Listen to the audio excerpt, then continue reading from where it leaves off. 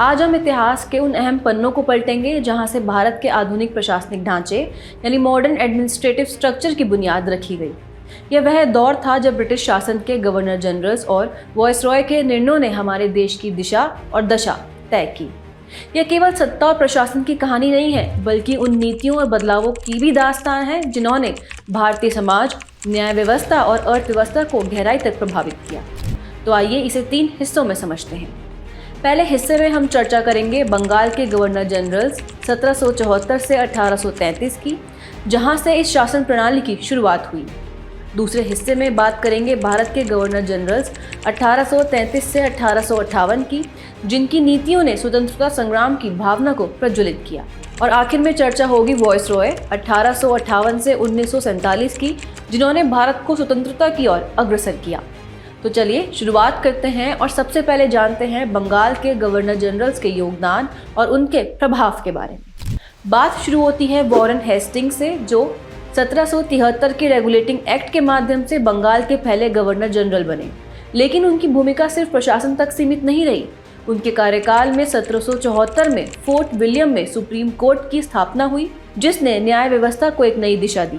1781 के एक अधिनियम ने गवर्नर जनरल की परिषद और कलकत्ता में सुप्रीम कोर्ट के अधिकारों को स्पष्ट रूप से बांट दिया, जिससे प्रशासनिक और न्यायिक शक्तियों में संतुलन आया। इसी दौरान 1784 में पिट्स इंडिया एक्ट लाया गया, जिसने ब्रिटिश सरकार का ईस्ट इंडिया कंपनी पर नियंत्रण और बढ़ा दिया। लेकिन हर शासन की तरह वॉरेन हेस्टिंग्स का दौर भी विवादों से अछूता नहीं रहा। बनारस के महाराजा चैत सिंह के साथ उनके तनावपूर्ण संबंधों के कारण उन पर इंग्लैंड में महाभियोग चलाया गया। बावजूद इसके उनका योगदान महत्वपूर्ण था। उन्होंने विलियम जोन्स के साथ मिलकर 1784 में एशियाटिक सोसाइटी ऑफ बंगाल की स्थापना की, जो भारतीय संस्कृति और इतिहास के अध्ययन के लिए मील का पत्थर साबित हुई। अब अगर उनके सुधारात्मक कार्यों की बात करें तो वॉरेन हेस्टिंग्स ने जिला स्तर पर दीवानी और फौजदारी अदालतों यानी district level civil and criminal courts की स्थापना की। कलकत्ता में सदर दीवानी अदालत और निजामत अदालत का निर्माण उनके कार्यकाल की एक बड़ी उपलब्धि थी। 1776 में उन्होंने संस्कृत की संहिता का एक कोड ऑफ जेंटू लॉस के नाम से अंग्रेजी में अनुवाद करवाया, जिससे कानून की समझ व्यापक हुई। सबसे खास बात, उन्होंने रॉबर्ट क्लाइव के द्वैध शासन यानी डुअल गवर्नमेंट को खत्म किया और बंगाल को जिलों में बांटकर प्रशासनिक सुधार किए। हालांकि उनके कार्यकाल में दमनकारी नीतियों की भी झलक दिखती है। 1780 से 1784 तक चला द्वितीय मैसूर युद्ध, 1774 का रोहिल्ला युद्ध, 1782 का सालबाई की संधि और 1775 से 1782 के बीच हुआ प्रथम मराठा युद्ध इसका हिस्सा रहे। अब बात करते हैं लॉर्ड कॉर्नवालिस की, जो 1786 में बंगाल के गवर्नर जनरल बने। उन्हें भारत में सिविल सेवाओं का जनक यानी father of civil services in India कहा जाता है और इसका श्रेय उनके प्रशासनिक सुधारों को जाता है। उन्होंने न केवल सिविल सेवाओं की नींव रखी, बल्कि न्याय और प्रशासन में भी कई सुधार किए। उनके कार्यकाल में तृतीय मैसूर युद्ध हुआ और सेरिंगपट्टम की संधि हुई। इसके अलावा 1793 में उन्होंने कॉर्नवालिस कोड तैयार किया और बंगाल में स्थायी बंदोबस्त की शुरुआत की, जिसने राजस्व व्यवस्था में बड़ा बदलाव लाया। साथ ही उन्होंने राजस्व, प्रशासन और सिविल क्षेत्राधिकार को पृथक कर दिया था। 1793 में सर जॉन शोर ने गवर्नर जनरल का पद संभाला। उनकी शासनकाल की प्रमुख घटना थी 1793 का चार्टर एक्ट और 1795 में खरदा का युद्ध, जिसमें निजाम और मराठों के बीच संघर्ष हुआ। इसके बाद आते हैं लॉर्ड वेलेजली, जिन्होंने 1798 से 1805 तक बंगाल पर शासन किया। उनके कार्यकाल में 1800 में फोर्ट विलियम कॉलेज की स्थापना हुई और 1801 में मद्रास प्रेसिडेंसी का गठन हुआ। वेलेजली ने 1798 में सहायक संधि प्रणाली यानी सब्सिडरी अलायंस सिस्टम शुरू की, जिसकी पहली संधि वर्ष 1798 में हैदराबाद के निजाम अली के साथ हुई।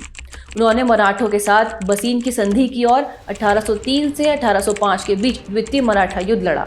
उनके कार्यकाल में चौथा आंग्ल मैसूर युद्ध हुआ। साथ ही उन्होंने तंजौर, सूरत और कर्नाटक के प्रशासन को भी अपने अधीन कर लिया।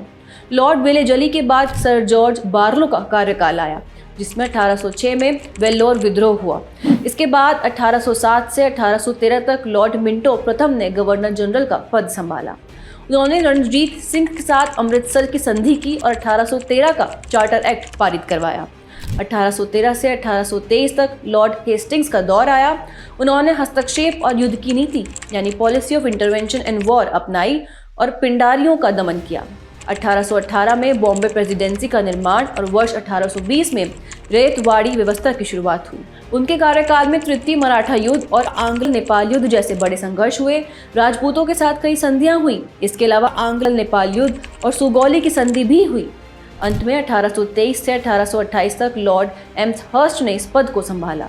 उनके कार्यकाल में प्रथम बर्मा युद्ध और येंडाबू की संधि हुई। उन्होंने 1824 में कलकत्ता में संस्कृत कॉलेज की स्थापना भी की। तो ये था बंगाल के गवर्नर जनरल्स का दौर, जहां से ब्रिटिश शासन की नींव पड़ी और भारतीय प्रशासनिक ढांचे की दिशा तय हुई। ये एक ऐसा समय था जब नीतियों, युद्ध और सुधारों ने भारतीय समाज, न्याय व्यवस्था और प्रशासन को गहराई से प्रभावित किया। लेकिन ये कहानी यही खत्म नहीं होती। अभी हमें सफर जारी रखना है उन गवर्नर जनरल्स की ओर जिन्होंने 1833 से 1858 तक भारत के इतिहास को नई ऊंचाइयों और चुनौतियों तक पहुंचाया। इस सफर का अगला पड़ाव और भी रोमांचक होगा, जहां हम जानेंगे उन नीतियों और बदलावों के बारे में जिन्होंने स्वतंत्रता संग्राम की ज्वाला को प्रज्वलित किया। तो बने रहिए हमारे साथ सेकंड पार्ट के लिए, जहां हम करेंगे भारत के गवर्नर जनरल्स के कार्यकाल पर विस्तार से चर्चा।